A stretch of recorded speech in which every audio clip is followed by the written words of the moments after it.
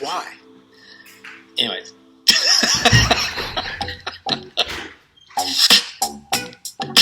We are not a singular thing. We are built to change.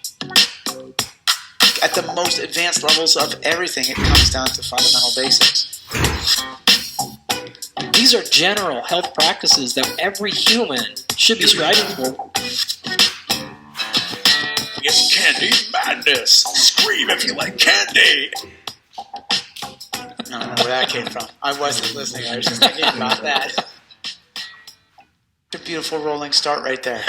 Yet again, Josh fucks up. I'm Jar Jar Binks now. God. Are we recording? Yeah. Yeah, we're recording. That I was can't gold. tell you how many times. Yeah, but that was completely unrelated to what we're going to talk about. As you know, I Matters to a was going to podcast. segue that in a very lovely way. That's just because you're a Star Wars geek. Well, segue anyways, and the listener can go fuck themselves. Andy, you're really winning us fans. What a lovely start to this thing. Hey, everybody, welcome to the Body of Knowledge. This is volume 2, and this volume we continue our conversation about Sherpas. And I got to be honest with you, this volume, fellas, hasn't gone exactly as we had planned. And as I've learned firsthand, life in all of its realities can occasionally offer a bitch slap that make Dolomite proud. That's right, Dolomite. So good people, Josh is currently looking at me like, who dat? And Josh, and for those of you that don't know, my 482-pound producer friend is the dude that pre-existed the most interesting man in the world as the most interesting pimp in the world. And it's rumored that he once gave a headache to Excedrin and also knocked the shit out of X-Lax. Point is, good people, Josh and Andy, it has been tough getting together with these knuckleheads to produce quality chapters on Sherpas. And to be clear, our goal is not to produce content for the sake of producing content with the desire of maintaining relevance. We'll leave that to those who are insecure about losing notoriety. Yes, I meant that. Mass production, good people, is not our goal. Now, the great majority of our listenership are Sherpas, those that guide others along the path of change, transformation, and improvement. Today, we are specifically going to explore the specifics how mental training can complement physical training. Clearly, there's a lot of talk about this in the overall zeitgeist, specifically in our industry, and how important the mind is in practice, training, execution, testing. Yet, there's often very little concrete how-tos. For example, por ejemplo, when somebody walks into a gym, there's a needs analysis exercise. We look at somebody's squat, we look at their hinge, we look at their push, we look at their pull, and often some sort of circuit to understand baseline capacity, yet rarely, if ever, do we perform a psychological needs analysis. So, to service this gap, this hole, this need, we've brought in a mental skills coach here to Oak Park, home of CrossFit Los Angeles, and as luck would have it, he's sitting here with us. His name is Jared Cohen, and we'll tell you a little bit more about him in a minute. But for everybody, he had me take a personality questionnaire and use the results to help me improve my own leadership and athletic skills. And turns out there's holes in my game. Now, Kenny, I got to stop you right there.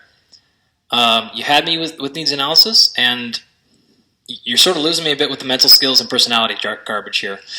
So here we go. Andy is going to start on his Sorry, scientific... Josh, you might have to cut all this stuff, but may end the show now. This might be a 2-minute show. A lot of that stuff for me feels really woo-woo-y. Yep. Feels really Santa Monica-y. Feels really... Very California-y. Yeah. Don't talk shit about California. I mean... Look, I'm fortunate enough to have a couple of colleagues at Cal State Fullerton that are some of the best sports psychologists in the world, so I've moved a little bit on that needle. Yeah. Apparently, they kind of know what they're doing, somewhat. But the rest of the stuff, I'll be honest, I've done some of this personality testing before. I felt like it was complete garbage, Yep. an utter waste of time, so sorry if I'm offending you, Jared, but you're going to have to move me a little bit here on why this stuff is not just utter California, I'm too rich with not real problems garbage. I think I'm up for the challenge. And I think Andy's not sorry at all. I am really not. Maybe if you could start by giving those at home and honestly even myself a little bit more information. What do you mean when you say mental skills? What are personality stuff? Or maybe what are the most common mistakes or misunderstandings with these things? Yeah. So a little bit about me. I have been in the strength conditioning, CrossFit, movement coaching world since 2011. And over the past 2.5 years, I've been pursuing a master's in sports psychology through John F. Kennedy University. And the mental skills coach is a title that is being thrown around by those that are pursuing their master's but not pursuing their doctorate. So for those that don't know, it would be inappropriate for someone that doesn't have their doctorate in psychology to call themselves a sports psychologist or a psychologist in any capacity. Didn't know that. So and there's actually a lot of contention within the field of sports psychology about appropriate titles, and probably because a lot of the fears I just brought up. Exactly, right? yeah. And there's and unlike other aspects of the field, whether it's counseling or other types of psychotherapy that has licensure associated with it, the sports psychology world still doesn't. So there's a lot of people that very well could call themselves a whole host of names: mindset coach, mental conditioning coach, and get away with it. And Andy, specifically, one of the things that really brought me into Jared is he made a lot of this very hard and very... That's what she said? reasonable to understand. You're welcome, Natasha. We had a conversation where Jared said, look, this is an environment where people want results. And so a lot of this stuff, and understanding your critique and just the nature of this stuff can be perceived as very soft. But he came at me with a very concise formula. We said, look, if people want results, you have to look at what is the formula for a result. And that's a situation times behavior equals a result. And from that, that provided a nice little math problem to satiate somebody who's hard, not in touch with their feelings, unwilling to be emotive at any point in their life. Andy. Well, I feel like you directed that unnecessarily at me, but fine. And one of the things, Andy, actually you mentioned before we started rolling was about some of the work you've been doing with your students lately of getting them to become clearer about the whys behind the training programs they're coming up with. And I truly believe that is the essence of mental skills. Helping someone become clear about why they're doing what they're doing or what is purposeful for them so that then they can cultivate and begin practicing the behaviors that are going to be in support of that. So right before we started filming, I was telling you about how proud of myself I was, really. It's the only point I really told this story was to tell you all about how good I am. About just an activity that I had come up with for my class recently, and one of the things over my career I've been trying to do is teach less information and spend more time working with the students in the classroom. Some of you pedagogy folks will know that's called a flipped classroom model, these types of things. So one of the assignments I did was I had the students, they're going to actually execute a 10 or 12-week training study. So these are graduate students in strength conditioning. They're going to do a 10 or 12-week training program. They'll take pre and post measures. So they have to actually execute these things. But what they didn't know was coming was, and unlike normal classes where it's like, okay, you figure out what your training goal is, and then we maybe work on the program. I actually made them write the program and gave them about an hour to do that, which is very little time to write a program because I don't care. Or I said, do that on your own. That's not the point. And we spent almost 2 hours in class working through the very first piece of that, which is that the right program in the first place? And the example I gave you several was one of our students said, okay, I'm writing a training program for my mom. And I said, fine, what's the primary outcome goal? Right? What's the number one goal of the program? And he said, weight loss. And so then I let them work for 15 or 20 minutes. They had whiteboards, walls full of what they're going to test, the needs analysis, right? Mm-hmm. Pre and post measures, all those things, what type of periodization style they're going to use. And I let them just get deep into that. And then I came back and finally said, well, why is that the goal in the first place? And the other students were, of course, were like, well, because she wants to lose weight. And I asked the student whose actual mom was, does she really want to lose weight? Now, mind you, I didn't know. Right. But I knew I could, and this is going to work. And he's like, well, not really. I said, why does she want to lose weight? And he's like, well, she doesn't really want to lose weight. She wants to feel better. And she thought losing weight was a proxy for an effective program. Mm-hmm. And an effective program would then hopefully make her feel better. And then we peeled the onion back, of course, another layer, and we kept getting, why does she care about feeling better? And the real answers started coming out, right? And this is classic. Everyone uses this 3 whys or 5 whys or whatever. Mm-hmm. This is a very standard thing, so I'm not doing anything revolutionary there. But we got the real answer, and then we came back and I said, look at the board. This is not a weight loss program. This is an improved quality of life program. Mm-hmm. And I said, okay, at the end of the program, 10 weeks later, if she had lost 5 pounds, but she didn't feel any better, would your mom be happy? And he said, no. And so at the end of the program, if she felt better but didn't lose any weight, would she be happy? Yes. And we went through all 4 scenarios, right? If at the end of the program, she didn't feel any better and didn't lose weight, what's going to happen? She's never going to work out again because she's not really bought into working out yet. Right? And you go through all these scenarios, and he was like, oh, and they all get it. And then I went through this with all the people, and all of them, we retooled every one of their programs. One of them had a program about wanting to look better in her wedding dress. And then one of them had a program about, she's a grad student in strength conditioning, but she really didn't feel comfortable squatting heavy because she really didn't know how to squat heavy or deadlift heavy. And so the program for her was really about adding her own authenticity, her own validity to having a graduate degree in kinesiology because she didn't really know how to lift heavy and didn't feel confident doing it. And so we had to keep going back. And so the exercise itself, the in-class activity, was the real learning moment. And we left class early, and I could tell like the light bulbs were just blowing up in their heads because they're like, "Wow, this is what it's really about." And that's really, honestly, directly stealing your context stuff. Right? This is context matters. Yeah, completely. Like you have to have an environment where you understand the context. Otherwise, it's just a bunch of random stimuli based on biases. So when I left class, I caught myself going like, "Damn it, you're a pseudoscientist now, Andy."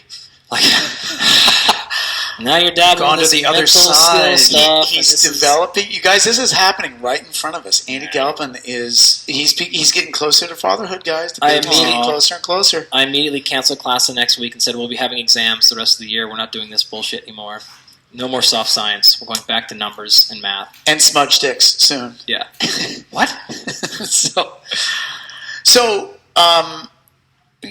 with this... Anyways, apparently I was working on mental skills. I don't know. Is that what mental skills? I don't really know. I mean, to me, that's just good coaching. This is context. This is the stuff we started the podcast for, right? But yeah, I mean, that's kind of the thing. I think there's no debate that some of the best and iconic coaches, let's take John Wooden, for instance, was doing sports psychology without really knowing he was doing sports psychology. And you see examples of that everywhere.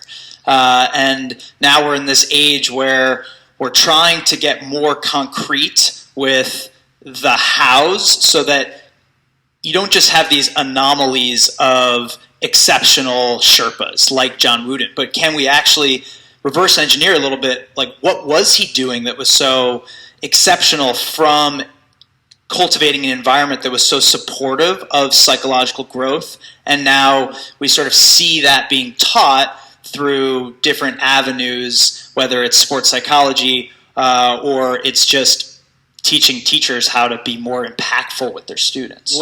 And there may not be an answer here, so not saying that as well is also important.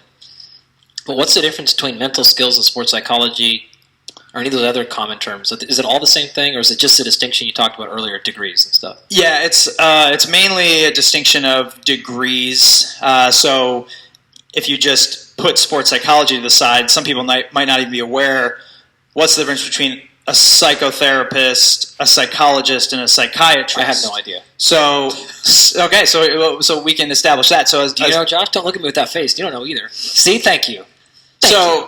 A psychotherapist, or sometimes people just might refer to like, oh yeah, I'm in therapy, is someone that just has their master's level education, usually in marriage and family therapy or some kind of counseling master's program that then they can usually get licensure in. So then a psychologist is someone that actually has a higher level education from getting their doctorate, either a PhD or a PsyD, which is just a less research-intensive version.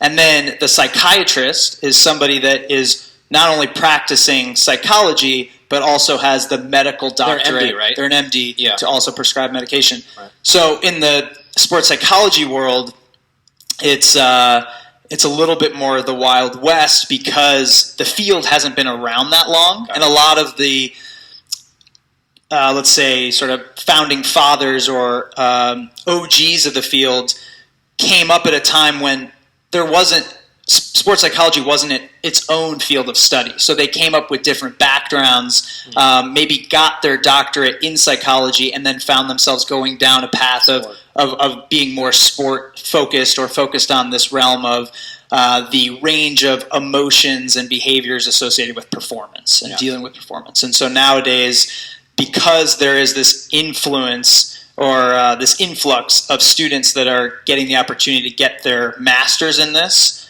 maybe separate from a doctorate, there's now this discussion of what does that title look like.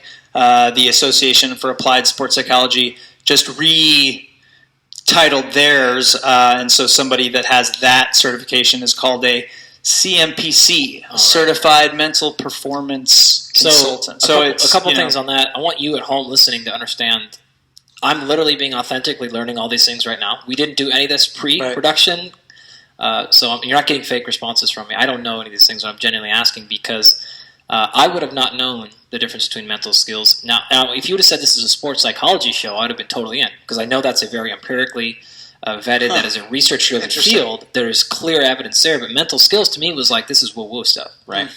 I didn't know the difference there, so that's actually very helpful for me. I'm way more bought in now. Not totally, because still we're talking qualitative feelings. This reminds me of, but you guys, Volume 1 had Linda Rosenstock on, and one of the things that stood out for me from that episode was how she mentioned when people were asked if they were in favor of Obamacare or the Affordable Care Act, it was a dramatically different result of who was in and who was out. And this is that same thing, and why it's a big issue. It's a hard obstacle in the field because some people are in the camp of still believing that psychology has stigma associated with it. Oh, sure. So they kind of see it as, well, if I go in as a mental skills coach, a mindset guy, is that sort of seen more favorably? But here, again, context, right? Yeah. Andy, more favorable to sports psychology. Cal State Fullerton. Ken Revisa is one of the OGs in the field, and he came from Cal State Fullerton. Yep. And so there it would make sense that your context is more aligned with being open to the idea of sports psychology. Yeah, for sure. And we're actually very fortunate. So Ken Revisa was there. You can go Google that name, but yeah, as well. Tracy Statler is the director of sports psychology for USA Track and Field, and she actually often refers to herself as a high performance coach. Mm-hmm. And she stops right there. Like, she doesn't call herself a high mental performance coach. She's a high performance coach, right? And so we always I actually love it because in our meetings and stuff, when we call classes things, we're like, this is a sport performance class. She'll always be like, oh, nope, that's a sport physiology class or whatever. We're like, yes, right? And Lenny Wiersma, another one of ours, he is the sports psychologist for USA Swimming, also at UCLA. Andrea Becker, who was the first female ever to be hired to coach a male team at UCLA. Took them. She was also in Rio. So we've had 4 of the best sports psychologists in the world down there. So I know those folks are all science-based and they're all executing. And it's funny because I have still, in my career, with Lenny specifically, sent a lot of my athletes to him. And we work together constantly. We've done co-classes and stuff together because this field blends so well. Yeah. And I know what mental performance coaching stuff is, but the rest of it, I didn't know those distinctions, and so I was way more apprehensive about it because I'm like, what? You just saw so much marketing and other things of people being mental skills coach because they had a yoga seminar one weekend. Right. And we're like, what the fuck are you talking about? But the rest of the stuff is very good, and I've seen it work. I mean, tremendously effective in the athletes I've worked with. And I'm saying all this to say exactly what you brought up there. When I first walked into the field, I knew it wasn't just I'm having problems at my house, I'm lack of confidence. That's not necessarily what a sports psychologist does. I actually brought one of my UFC fighters over to Lenny, and that's what she thought. She was 21 or something at the time. So he's like, I don't have any emotional problems. Like, well, I don't need a sports psychologist. He's like, no, that's not what we do. What we do is, and he walked her through it, and I was like, and I was listening because I didn't really even know. And I was like, oh, that's way cool. That's not what I thought it was.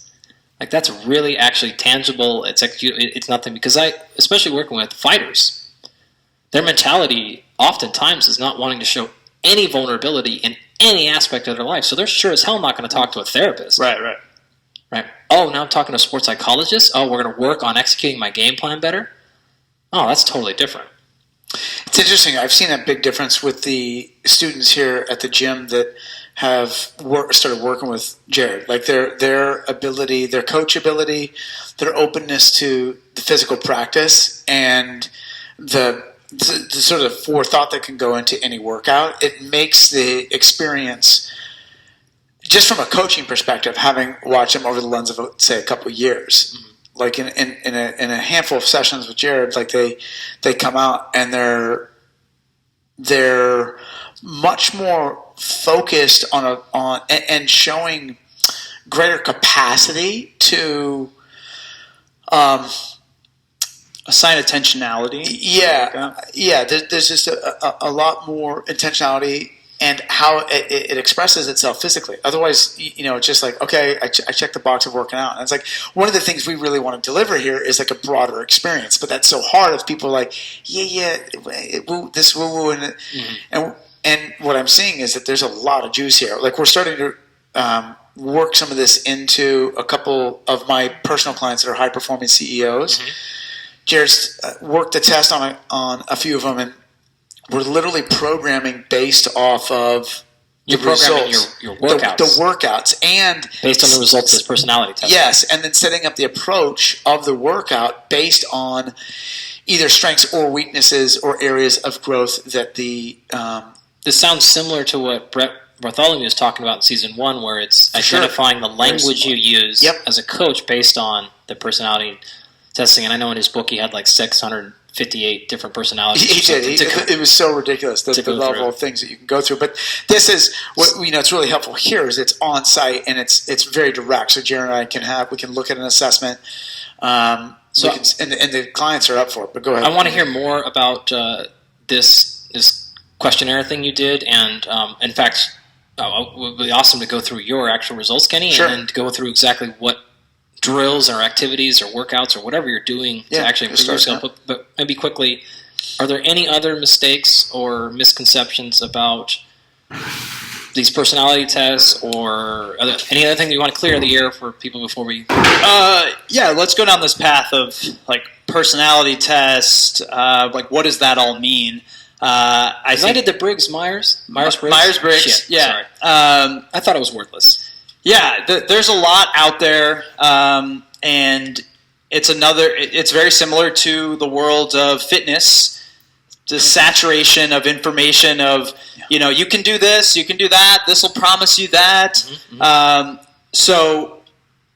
And as a psychology student, you are made aware of some of these different ones, but kind of left a little bit to your own to sort of figure out and how you use any of it. Yeah. That's good too. And so what I have now integrated into my approach and philosophy of practice when working with clients and coaches is the DISC behavioral assessment. So that's DISC. DISC. DISC. Yeah. And a little background is that DISC was invented, for lack of a better term, by the psychologist William Marston in the late 1920s. And for those that don't know, William Marston came up with Wonder Woman and the lie detector. So he was a bit of a polymath. Wow. And he was kind of ahead of his time in terms of this positive psychology movement. He presented this concept of DISC in his book, The Psychology for Normal People, which today that wouldn't be very PC. Great title.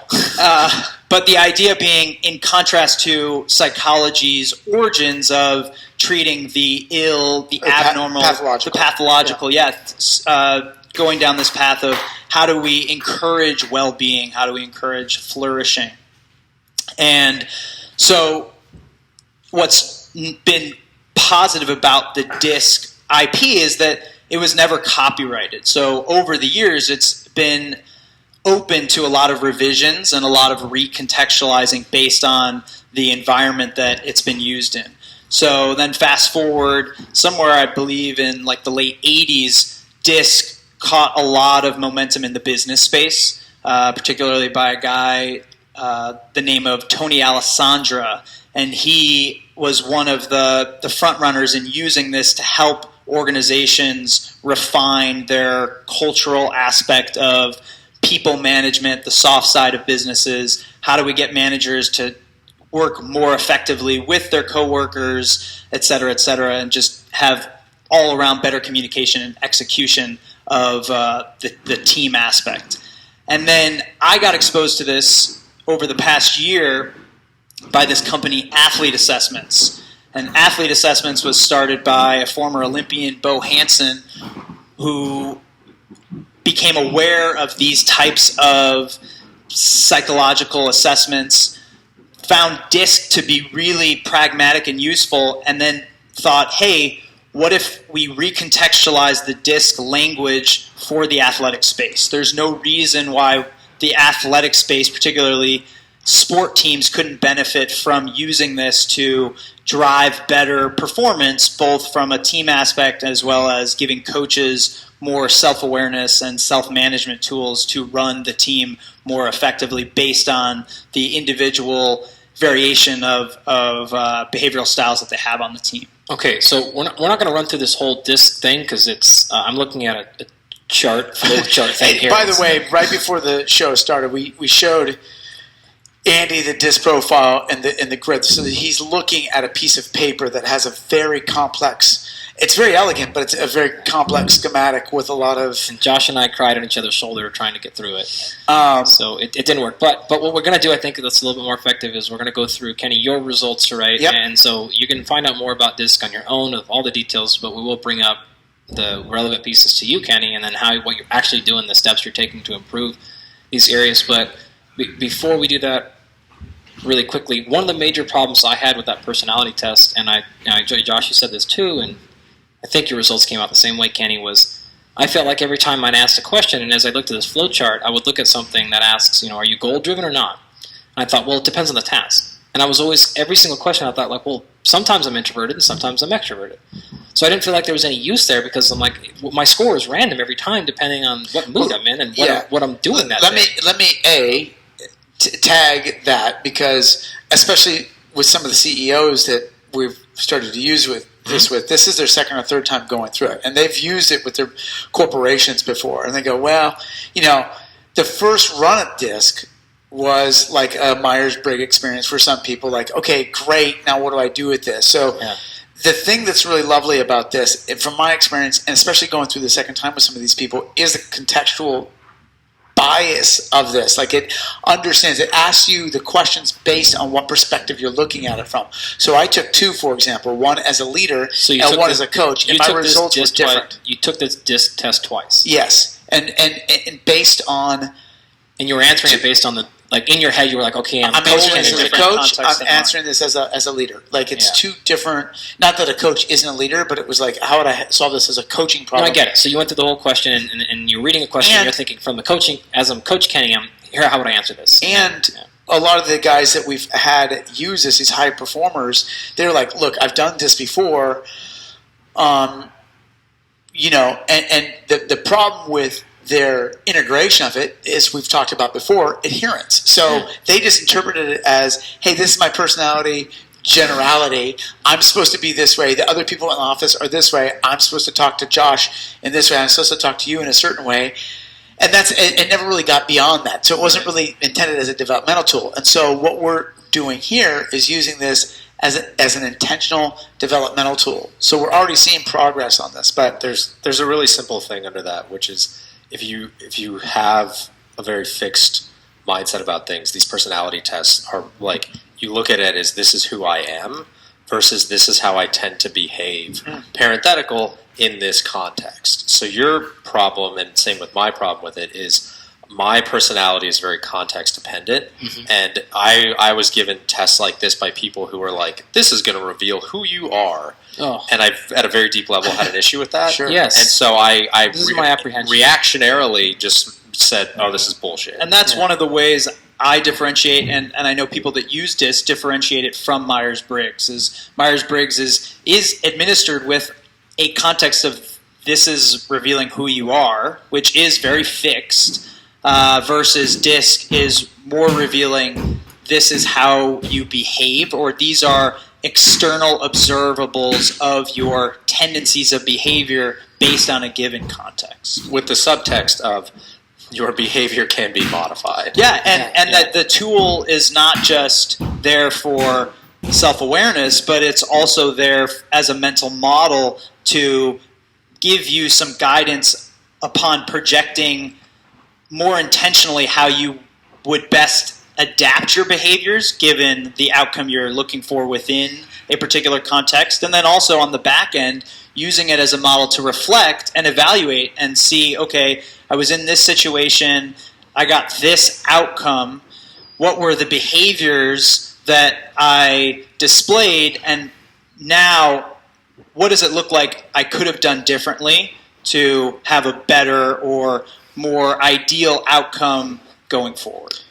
And for everybody, DISC stands for D equals dominance, I equals influence, S equals steadiness, and C equals conscientiousness. Now, there's a lot of architecture within that, and we do not intend to burden anybody, especially Andy or Josh, with all the language around My that. brain is very small, Kenny. I can't. But I think it's worthwhile kind of jumping in and I think we can maybe quickly, the D, as they're listing it here, dominance, this is effectively their way to address, quote, how directly you approach issues and problems. Yep. The I influence, this is the, quote, extroversion versus introversion scale. S steadiness is how you pace or manifests in behavior, or how your pace manifests in behavior. And then the C is the degree to which you follow rules, systems, and processes. So those are the four general big pieces. So let me just give a quick example based on this idea of context that I give when I'm working with someone and debriefing them on this. So the way DISC helps to give this understanding is to say, okay, you have natural tendencies of behavior, and then you have your adapted tendencies of behavior. So natural is thought best of somewhat context agnostic. So without any more information, how are you most inclined to behave? So somebody might be who is higher on the C and S spectrum, meaning that they have a much greater tendency to follow the rules and uphold the peace. An example of them would be if they're on the highway and it's just them in the car, they're probably least likely to drive in the carpool lane because they're going to follow the rules and they don't want to upset anyone, especially not the cop that may pull them over. Whereas someone that is maybe higher D, that is much more sort of goal and results oriented, might see the carpool lane as just, that's a faster way to get to where I need to go, and I'm not so concerned with kind of following the rules or how I might upset even other drivers that may see it as like, hey man, you're cheating. Now, So the C and I people are the nice people, and the D people are the assholes. that is one way to consider it. Right, you're an Was asshole. Kenny high D? Yeah. Now one of these. Kenny's always high D. If I take that further, someone that is higher S and C that would be resistant to getting in the carpool lane, let's say they get a phone call while they're in the car that someone very dear to them is in the hospital and they need to get there immediately. All of a sudden, the context has changed. There's a greater sense of urgency, and now they're more likely to adapt their behaviors in potentially a more D, goal-oriented, direct manner in order to achieve the outcome they want, which is to get to the hospital as soon as possible. Okay. You gave a really interesting example before we started recording about how this maps onto the original CrossFit methodology and execution of just like an off-the-shelf CrossFit gym. Can you give that example, because I think that ties directly into how to use the physical stuff to kind of either reflect on this or amplify some of the different characteristics. Totally, that's a great point. And when I've started talking about using this in a physical space or a fitness capacity with other people in the business sphere that use this, they are somewhat skeptical or unsure of how it connects, because this is oftentimes a tool to improve communication among people. And this is a good example to show how we can take these concepts further. So this was actually given to me by Bo Hansen, who I said started Athlete Assessments and trained me in this line of thinking.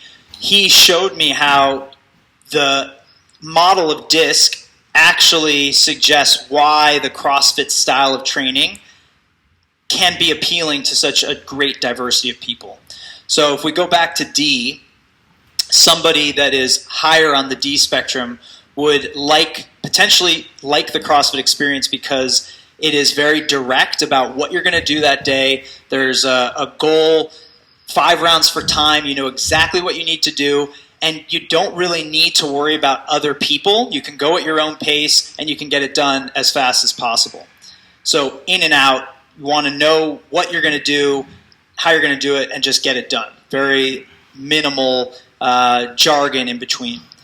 Now, someone that's high I, more of the extroversion type, very people-oriented, would also find value in the CrossFit experience, because even though CrossFit is mainly done as an individual effort, there is this community piece that people really find appealing, and they have the opportunity to be social and also compete with one another.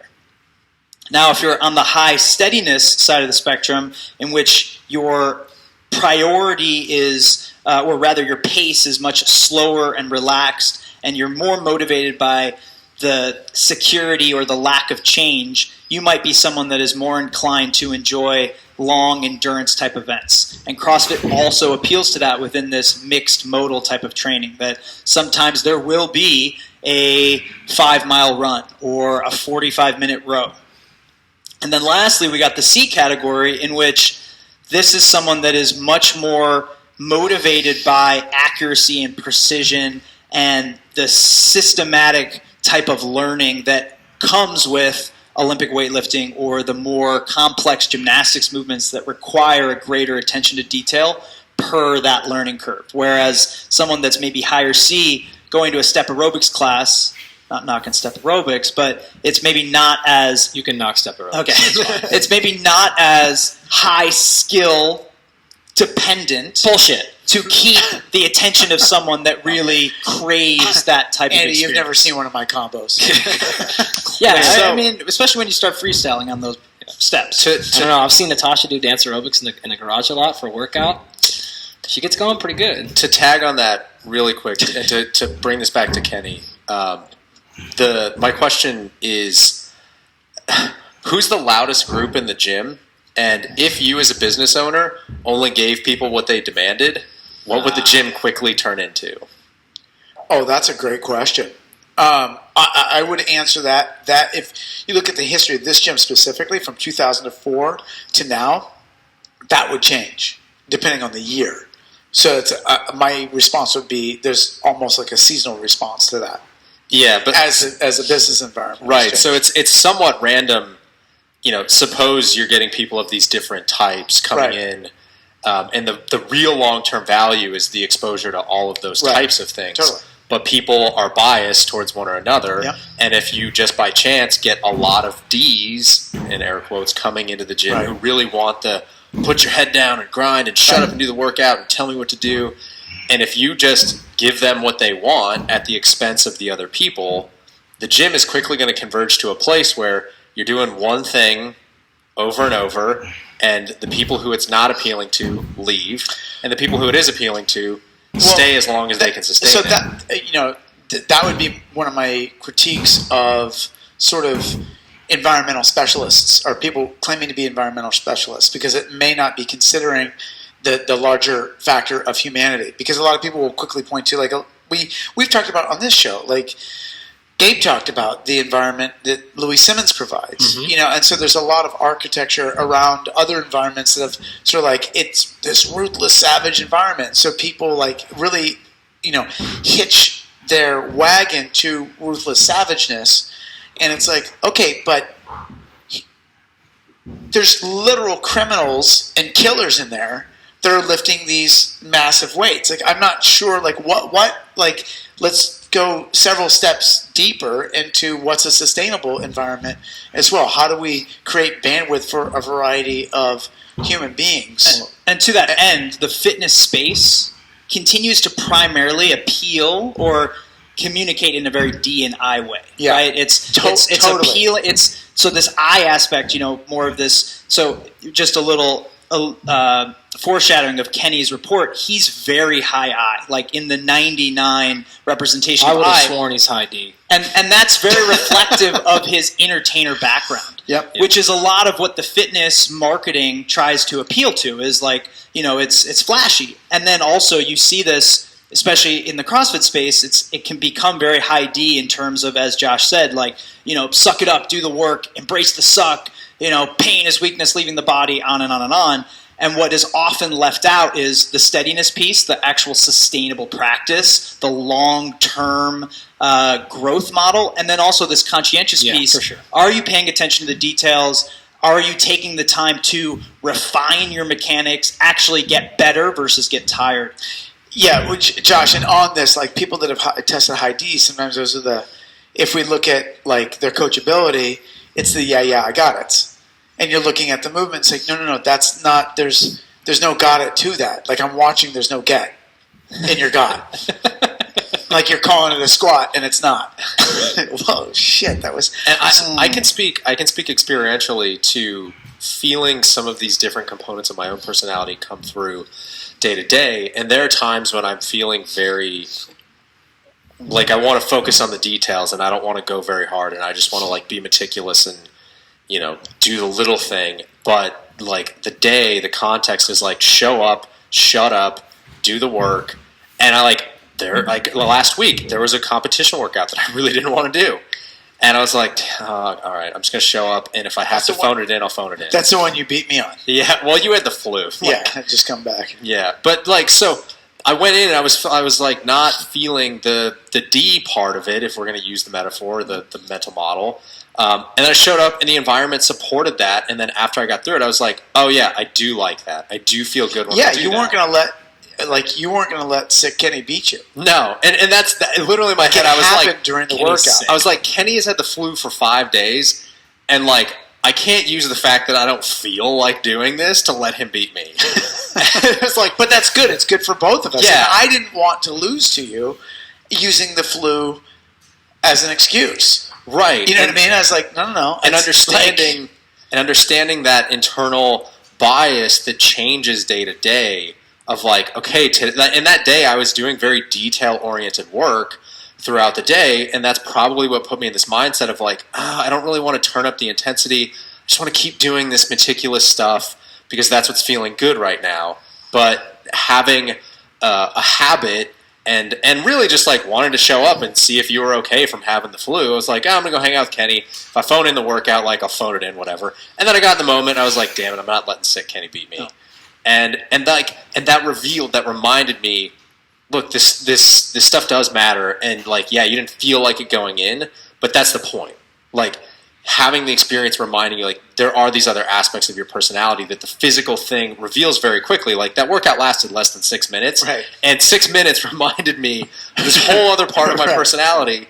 And when this is just like a communication tool or like a broader, like, woo-woo, very soft thing, it may take you 3 months to have that realization, but in the physical template, it's very, very fast. And it gave you balance based on your day, right? 100%. You spent a lot of time being in this, behaving in more of a C, slower, systematic, task process-oriented modality, and then got the opportunity for your physical practice to move you in the other direction. Totally. And it works the other way, too, where there are days where I got to show up at a client and just kill, and that's very high D and very high I. And then I come to the gym and it's like, cool, we're going to row for 45 minutes. And there's your high S All right. filling in that gap. All right, let's balance it out. Okay, Kenny, so we got a bunch of D's and I's and S's and shit around here. Some other things going on. Alphabet soup. Yeah. It sounds like we've got some merit here, but I would really love to know more about... Well, I mean, I guess here's the honest question, Kenny. Why the hell did you go through all this stuff anyways?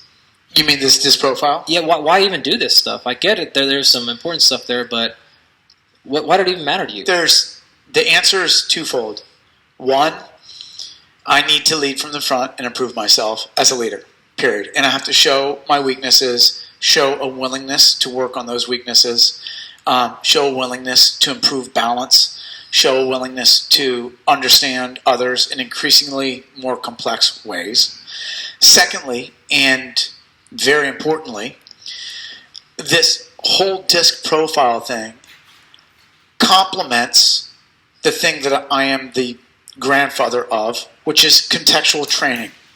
So if you look at the context of training, the thing that I created a half decade ago was this idea of using physicality to express yourself in a very small but very different way every day. So a lot of the time you're learning, some of the time you're testing, some of the times you're challenging yourself. That's fucking context. People have invented all sorts of meaning around context and all this other stuff, but really, those are the variables, and those are very human things. So then I looked at how are we delivering that as a business, and I thought to myself, boy, we could use a lot more how-tos. So Home Skillet here comes to me and goes, yo man, I got a master's degree, I've been through your workshop, got 7 years of coaching experience. I'm hungry to complement all this contextual stuff with some really hard, valuable things for those, if they happen to be interested, to grab a hold of these skills and tools to make their daily practice something that is an extraordinary, lifelong self-development tool. What am I interested in, Andy? I'm interested in having a gym environment that develops humans. Not just their squat, not just their push, pull, or hinge. And I'm also not interested in always measuring how we feel next to our moon juice and whatever if Mercury's in retrograde. There's a balance point in between all this stuff. I want a community of people that get the value of the breadth that it is to be a human being with massive range that equals their massive physical range. Can you go hard and powerful? Can you let everything go for a moment? Yeah.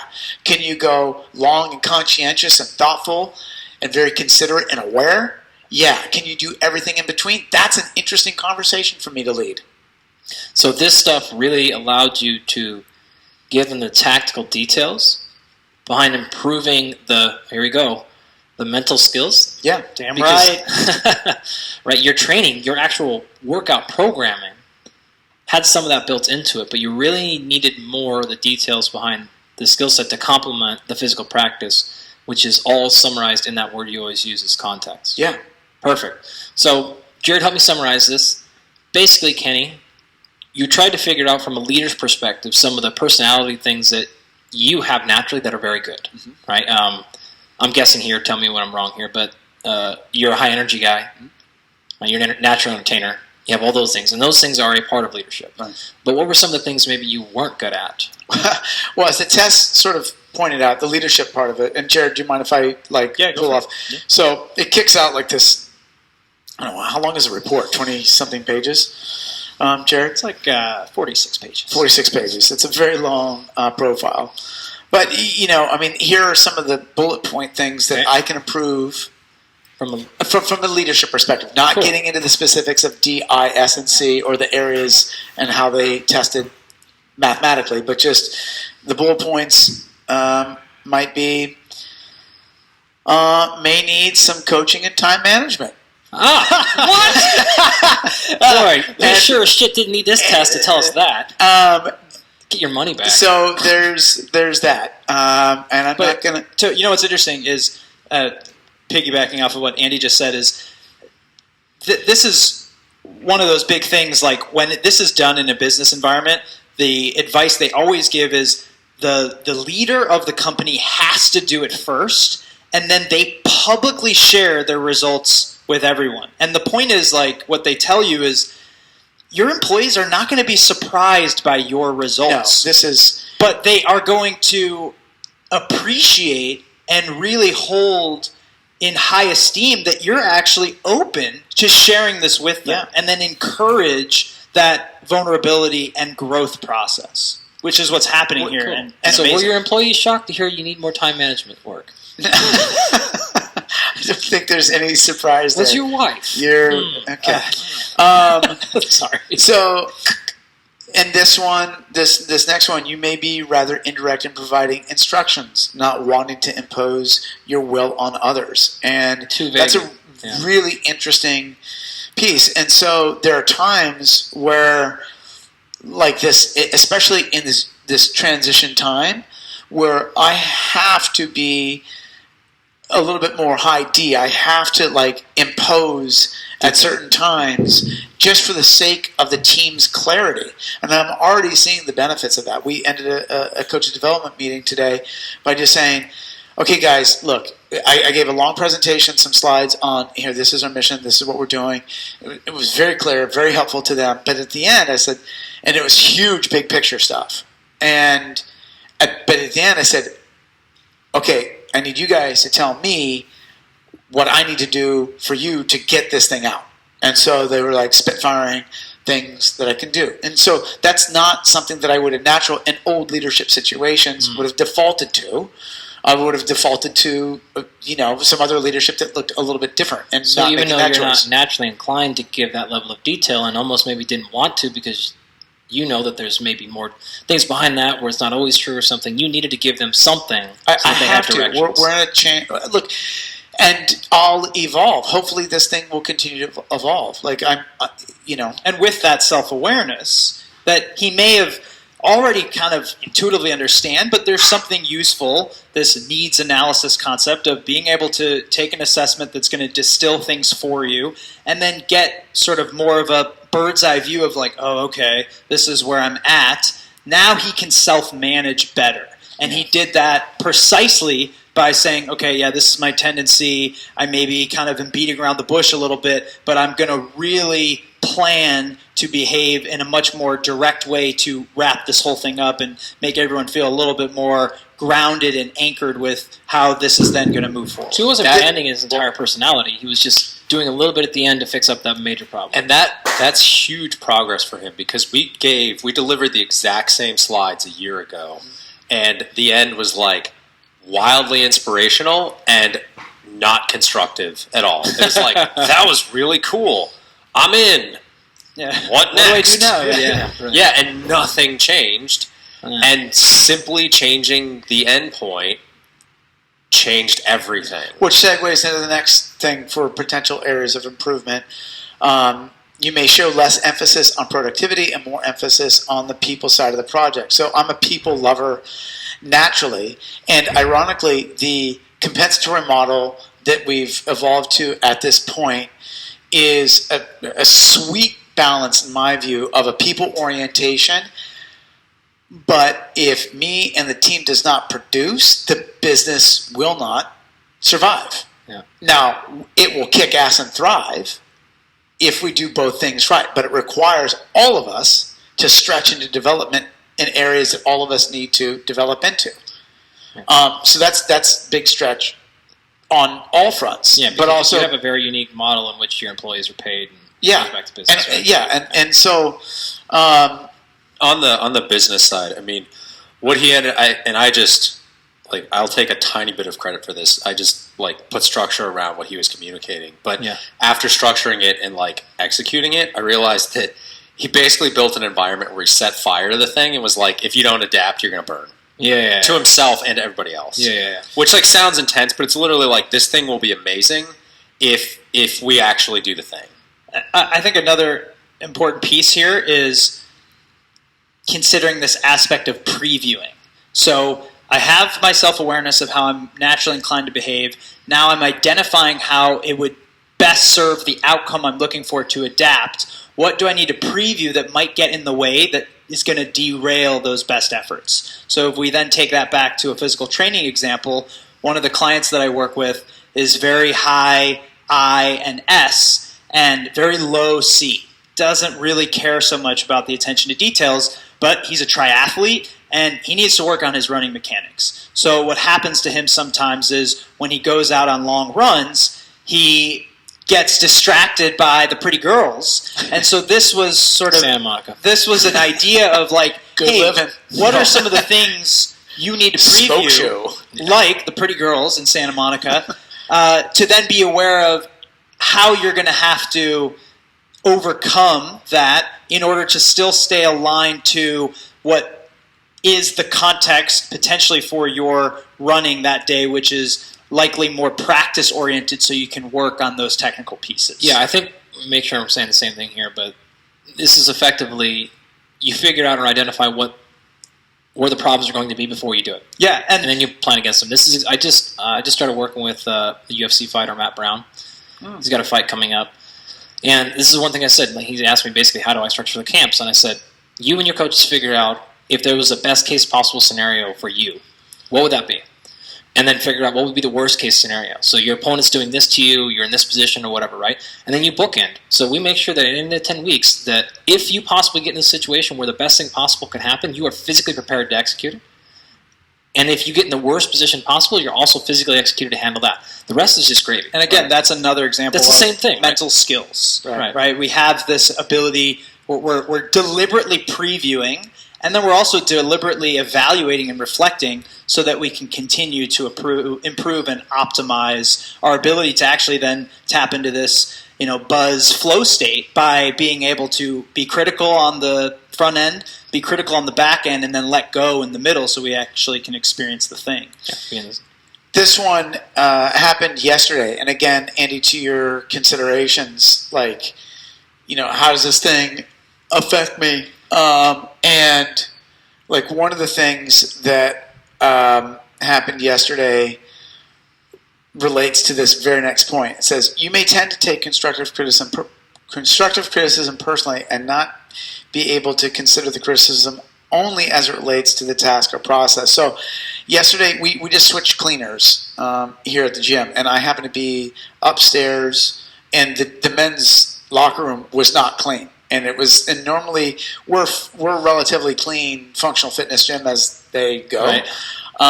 And we have one client who's here every single day, Monday through Friday, and showers here before he goes to work. A lovely guy, and is not often critical in tone. He came so hard and was like clearly uncomfortable with the thing, and he was like coming at me, and I was on a 30-second transition, take a leak, get off site to a client, and I remembered this, and I was like, okay, hear him. And at first I was just trying to derail it and joke a little bit and sort of distract, but I'm like, Pete, thank you very much. Like, you're 100% right. I'm not sure why we literally are in transition. Not as an excuse. This gym will be much cleaner the next time you're in here. And it was just a very simple opportunity for me to go, okay, he doesn't, before it could have very easily been, he has no fucking idea of the complexity right now. These cleaners that we had, just this was literally the week, that day that they stopped cleaning. Yeah. And there was this breakdown in the thing in an environment that he was used to. And it was a very simple, okay, right now is when I gotta be proactive on this. And not take it personally, not do anything. Just go, I hear you 100%. You're and you're right. It is kind of gross around here. My mind's been busy with other stuff, and I didn't even really take into consideration that. But you're uncomfortable, and I hear that. And it's a different level than it normally is around here. So let's handle that. And it was way easier. Just knowing that I'm working on it was way more productive. Yeah. That's just an example of that's good. Many. The next one is may have some difficulty in quick decision making because of need to consider the people side of all issues. So Josh is hilarious. He's laughing hilariously. Like I think one of the unique strengths of mine is to be able to consider 50 things at once. It is often extremely frustrating for every single person around me because they can't get into my head and to go, okay, you're considering 55 things. And I view the web as like a true spider web. Like what happens on the far side of the web relates to the vibrations on the other side of the web, and they're not separate webs. It's one. But there are times where that's not helpful. I can still make a decision as to what's happening on one side of the web. And by the way, it's a spider web, probably pretty strong, as it turns out, and can bend as it turns out. So that, like, just reading that made me realize, how pissed I can get sometimes that people are like, stop considering 55 things at once. And Josh is quietly laughing at this one a lot because he's like, hey, man, about this thing, and he's got very explicit examples, everything from naming the gym Oak Park to I don't know what else he could come up with, but probably 50 that would support my sometimes inability to make quick decisions just by my nature of conscientiousness and wanting to really make sure that all people are on the boat before moving forward.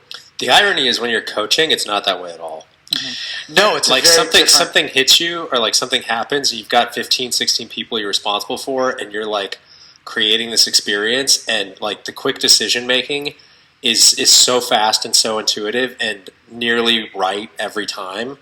It's very different. Yeah, it's so different. But it's different. That would be a coaching. That's a coach, and I test differently. So this is leadership style versus coaching style. So my coaching style will reflect that. And I think it's an experience thing. You've been doing that coaching thing for 20 more years than you've been doing this business leadership thing, and so it's just I just think it's deeper in there. Mm-hmm. And so it's an ability thing. Yeah, it's building that skill. It's not just personality. It's not just ability. All these things intertwine in a way that gets annoyingly vague. But it's important to recognize that that is not who you are as a human. That is who you are in a context. Right. You also aren't saying you're abandoning your thoughtfulness, and now all of a sudden your goal is to make decisions as quickly as possible at all times. Right? That's not the say it again. So what you're not saying with that example is that the new goal of you, Kenny Kane, is to make decisions as quickly as possible. No. You're just saying you're being conscious and saying sometimes I need to execute those decisions very quickly. Not all the time. So now instead of maybe 97% of the time not giving a quick answer, now it's now 90% or 85%. It's just being aware that you tend to bias to one side. So now you can still then not answer things or not make decisions when you feel like that's the best approach. Right. But now you have the awareness that you tend to lean one way or the other. And there's probably a lot of strength in that other thing. It's totally, absolutely. If you got feedback on your game, or there's a missing aspect for you're not a very good dribbler, but you're a really good shooter. If you've just stopped shooting and only dribbled, now you're only doing the thing you're not good at, and the thing you were good at is now you're not good at. Yeah, and so now you're double not good at it. Yeah, now you're mediocre at the thing you used to suck at, and now you're mediocre at the thing you used to be good at. Yeah, and how can you use the mechanics of what you are good at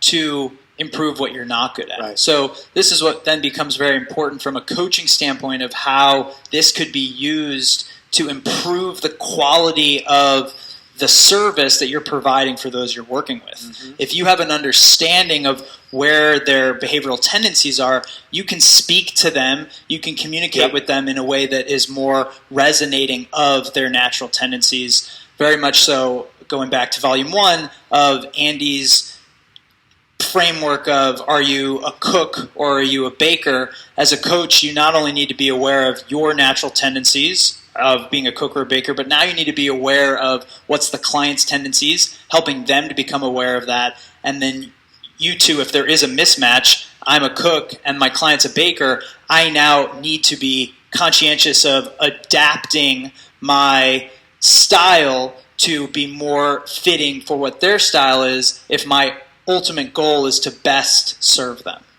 Yeah, I think that's very good. I've heard a lot of people in the last year on different podcasts talk about this, that it's critical for you to be aware of how you see things. In this case, whether you're a chef or a baker or a cook, and new listeners, you'll have to go back to Volume 1 to listen to our nutrition episode on that one.